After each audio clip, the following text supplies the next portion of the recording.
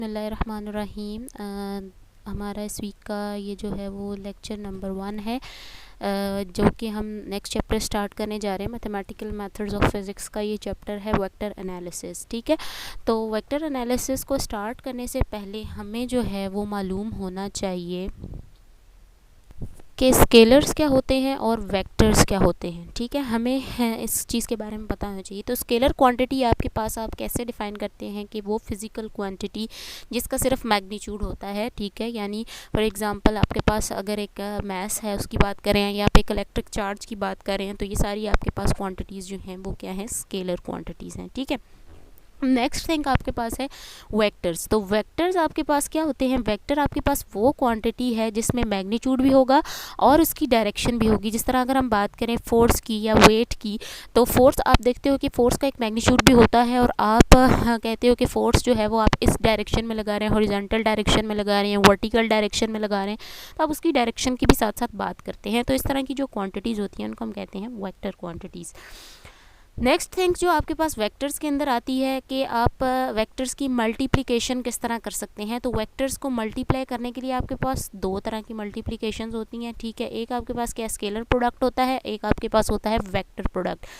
तो scalar product of two vectors जो है आप उसको जो है, जिस तरह अगर मैं बात करूं कि ए आपके पास एक वेक्टर ए है, एक वेक्टर आपके पास बी है, तो आपने इनका स्केलर प्रोडक्ट लेना है। तो स्केलर प्रोडक्ट को आप डॉट से शो करते हैं, इसको आप डॉट प्रोडक्ट भी कहते हैं। ठीक है, तो ये आपके पास इक्वल होता है magnitude of A magnitude of B into cos of the angle between these two vectors. जिस तरह के मैंने ये एग्जांपल यहाँ पर जो है वो मैंने इसको शो किया हुआ है कि मैंने स्मॉल ए और स्मॉल बी दो वेक्टर्स लिए हुए हैं ये येलो बॉक्स के अंदर।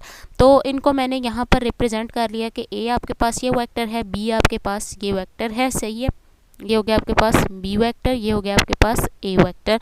और इन दोनों के दरमियान यहाँ पर आप कहते हो कि एंगल आपने कह दिया कि थीटा है, तो आपके पास जो है वो आप इसको लिख सकते हो A dot B cos of the angle between, यहाँ पर देखिए लिखा हुआ है ए बी एंगल। ठीक है, तो आप इस एंगल को थीटा भी लिख सकते हैं और इस तरह से भी एंगल को रिप्रेजेंट कर सकते हैं, क्योंकि फिगर में रिप्रेजेंट इस तरह से हुआ था। So that is why I am writing here like A comma B. So अब हम चलते हैं दैट कि नेक्स्ट क्या है कि किसी भी वेक्टर का मैग्नीट्यूड है तो वो आप कैसे फाइंड कर सकते हैं। तो मैग्नीट्यूड आपको फाइंड करना आता है इजीली, ये आपके पास इजी है। यूनिट वेक्टर आपके पास क्या होता है, यूनिट वेक्टर जो है वो ऐसा वेक्टर होता है जिसका मैग्नीट्यूड 1 होता है और इस वेक्टर को आप जस्ट यूज़ करते हैं किसी भी वेक्टर की डायरेक्शन बताने के लिए। ठीक है, ज़ीरो वेक्टर या नल वेक्टर आपके पास वो होता है जिसका मैग्नीट्यूड आपके पास 0 हो। सही है, अब आपके पास सेकेंड टाइप जो है इसकी मल्टीप्लिकेशन ऑफ वेक्टर की, वो है vector product of two vectors. तो दो वेक्टर्स का जो वेक्टर प्रोडक्ट है उसको हम क्रॉस से शो करते हैं, यानी ए और बी मैंने दो वेक्टर्स ले लिए और इसको मैं क्रॉस से शो करती हूँ, इसको हम क्रॉस प्रोडक्ट भी कहते हैं। ठीक है, क्रॉस प्रोडक्ट भी हम इसको कहते हैं। तो ये आपके पास जब आप क्रॉस को ख़त्म करते हैं तो ये आता है magnitude of A magnitude of B and sine of the angle between these two vectors. इस एंगल को भी यहाँ पर जो है वो ए और बी से शो किया हुआ है। ठीक है, होप कि आपको यहाँ तक की बात क्लियर होगी। नेक्स्ट आपके पास वेक्टर्स के अंदर आप देखते हो कि स्केलर ट्रिपल प्रोडक्ट आपके पास होता है। स्केलर ट्रिपल प्रोडक्ट में आप 3 वेक्टर्स लेते हैं। ठीक है, ट्रिपल प्रोडक्ट का मतलब है कि आपने 3 वेक्टर्स लेने हैं। यहाँ पर हमने ले लिया, एक आपके पास वेक्टर ए है, एक बी है और एक सी है। इनके ऊपर आपने वेक्टर साइंस जो है वो लाजमी डालने होते हैं। ठीक है, तो इन स्केलर ट्रिपल प्रोडक्ट आप कैसे फाइंड कर सकते हैं, यानी अगर आपने किसी भी पैरेललोग्राम का एरिया फाइंड करना है तो उस एरिया को आप कैसे फाइंड करेंगे, आप उसको फाइंड करेंगे by using scalar triple product. ठीक है, अब स्केलर ट्रिपल प्रोडक्ट फाइंड करने के लिए जो रिलेशन आप यूज़ करते हैं कि स्केलर ट्रिपल प्रोडक्ट फाइंड कैसे होता है, आपने ए के कोऑर्डिनेट्स लेने हैं, वेक्टर ए है, वेक्टर बी है और वेक्टर आपके पास सी है। ठीक है, वेक्टर साइन जो होता है वो आप इस तरह से यूँ उस अल्फ़ाबेट के नीचे, उस वेरिएबल के नीचे भी आप लाइन लगा सकते हैं, इसके ऊपर भी आप यूँ हाफ एरो भी लगा सकते हैं, फुल एरो भी आप जो है वो इसके ऊपर लगा सकते हैं। ठीक है, तो आप इस तरह से वेक्टर को डिनोट करते हैं। अच्छा, ए के कोऑर्डिनेट्स आपने लिख लिए A1 A2 A3, फिर देन बी के coordinate B1 B2 B3 and then C1 C2 and C3। आप इसका डिटर्मिनेंट लेंगे, इसका डिटर्मिनेंट ओपन करेंगे तो ये आपके पास आ जाएगा स्केलर ट्रिपल प्रोडक्ट का आंसर। स्केलर ट्रिपल प्रोडक्ट की केस में आपके पास कुछ स्पेशल केसेस होते हैं अब वो स्पेशल केसेस में पहला केस आपके पास ये है कि अगर आपके पास ये जो 3 वेक्टर्स आप ले रहे हैं, इन तीनों में से 2 वेक्टर्स आपके पास इक्वल हो जाए, यानी अगर ए और बी आपस में इक्वल हो जाए, या फिर A vector equal to B vector हो जाए, या A vector equal to C vector हो जाए, या फिर आपके पास B vector equal to C vector हो जाए। तो जब आप ये दोनों आपस में इक्वल में से कोई भी 2 इक्वल हो जाएंगे तो आपके पास 2 रोज इस डिटर्मिनेंट की सेम हो जाएंगी। ठीक है, 2 रोज़ सेम हो जाएंगी।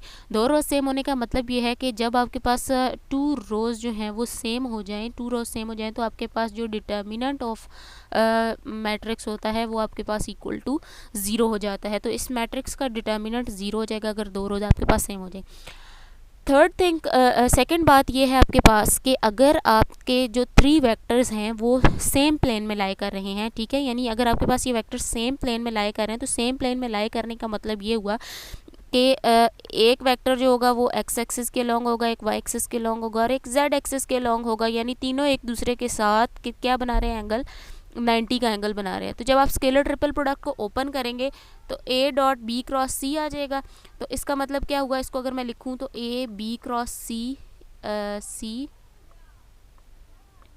ठीक है, A B cross C into cos of theta आ जाएगा। ठीक है, तो थीटा की जगह पे आप जब आपने 90 डाल दिया तो कॉज 90 क्या हो जाएगा, 0।